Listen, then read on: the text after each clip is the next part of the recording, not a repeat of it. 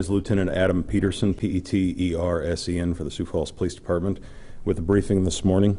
I've got a couple of incidents that I'd like to discuss. The first one was an aggravated assault that officers responded to on June 9th around 2 p.m. Officers responded to the area of South London Drive and South Cathy Avenue for a report of an assault. This ended up being a fight between siblings where a weapon was threatened. No weapons were used. However, officers, based on probable cause, did make an arrest in that case. Arrested was last name Bye, B-Y-E, first Jacob, J-A-C-O-B, middle Troy, common spelling, 23 years old, out of Sioux Falls for aggravated assault domestic. On June 9th of 2022, officers also responded to the area of South Lafayette Place and Creole Place for a fraud call. The investigation here revealed that there was an argument between parties over the attempted sale and purchase of fake jewelry. Now, the details of that case are not very interesting. However, it does provide me a good segue to talk to the public about the fact that we have an uptick in people trying to sell fake jewelry in town. It's a common scheme that oftentimes upticks this time of year in Sioux Falls. The fraudsters will often approach people at gas stations or other places and attempt to pull on their heartstrings, elicit compassionate folks to help them, saying they're out of gas, stranded, etc. Try to sell them jewelry. The jewelry is usually fake, and the people usually way overpay for it. This crime falls under theft by deception and is illegal conduct. If you have been the victim of a theft by deception of that manner, please call us and file a report. We want to get these folks who are usually not local out of our area. Moving on from that, on June 9th, 2022 at 10:56 p.m., officers responded to an attempted robbery at a convenience store near 60th Street North and Cliff Avenue. There were two employees working in the store that evening, and they both described the subject as a white male with a navy blue hooded sweatshirt and a black and white bandana who was carrying a black handgun. One of the employees was outside smoking when the subject went by them. They looked suspicious. The subject then went into the store and brandished the firearm towards the other employee. The employee that was outside followed that subject who was suspicious inside, startled them, and they ended up running out of the store, and basically the robbery attempt was foiled. The outside employee did not know that that person was armed. I think that's an important point. We don't want to be confronting anybody that's armed. That's not best practices, and the department definitely would ask everyone to not do that.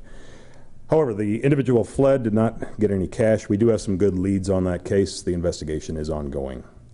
And then lastly, no, actually not lastly, got two more here. On June 9th, 2022, around 10 p.m., officers were dispatched to the area of 20th Street and 6th Avenue for a report of a robbery.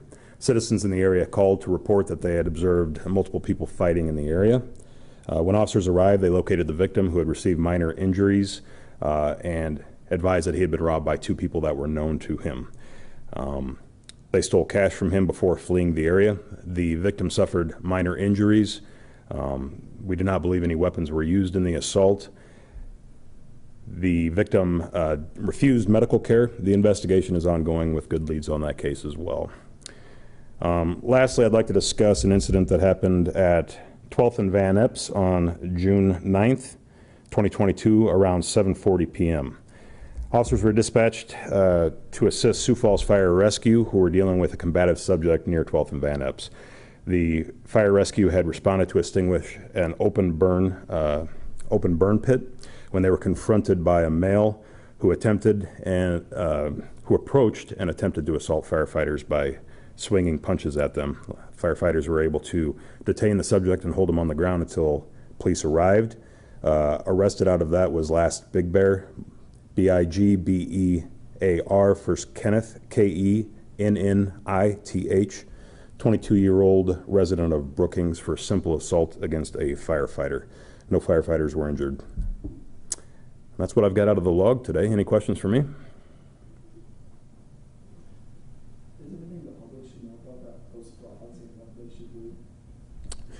Say that again, I'm sorry. For the second one, is there anything like the public should know about the frauds and about how they can stop it? Sure. So the question was, in regard to the fraud call, is there anything the public should know in regards to that and how they can prevent it? Obviously, there's a lot of people that sell things in various locations, eBay, Facebook Marketplace, Craigslist, all of those different things. We have a safe zone in front of our law enforcement center that you are welcome to come utilize for any transactions. If you're approached by somebody with a story of being down and out and they're trying to sell you jewelry, I'm going to tell you that it's probably fake and they're probably trying to defraud you. Give us a call, let us know about it. We can at least get the information, add it to any cases that we may have, or start compiling information on those people as they pass through. Our Fusion Center shares that information with the other departments in the area. Regionally, we get the information from those agencies as well in regards to these folks that are doing it. They're usually traveling state to state, city to city, trying to get as many people as they can, victimize as many people as they can, make as much money as they can. So.